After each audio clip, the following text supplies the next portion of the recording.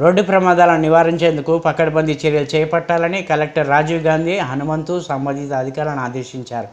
సమీకృత జిల్లా కార్యాలయాల సముదాయంలో బుధవారం కలెక్టర్ అధ్యక్షతన రోడ్డు భద్రత జిల్లా కమిటీ సమావేశం జరిగింది. పోలీస్, రవాణా, ఆర్&బి, పంచాయతీరాజ్, రెవెన్యూ, జాతీయ రహదారుల సంస్థ, జిల్లా వైద్య ఆరోగ్య శాఖ, ఆర్టీసీ తదితర శాఖల అధికారులు పాల్గొని రోడ్డు ప్రమాదాలపై చర్చించారు. ప్రమాదాల తీవ్రత గురించి పోలీస్ కమిషనర్ కల్మేశ్వర్ తెలుపుతూ గడిచిన 2023 సంవత్సరంలో జిల్లాలో 767 రోడ్డు ప్రమాదాల ఘటనలు చోటు చేసుకున్నాయని, 337 మంది మరణించారని, 203 మంది తీవ్రంగా గాయపడ్డారని వివరించారు.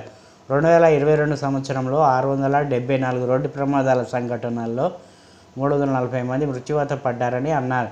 అత్యధిక డిచ్పల్లి పోలీస్ స్టేషన్ పరిధిలో ప్రమాదాలు జరుగుతున్నాయని తెలిపారు.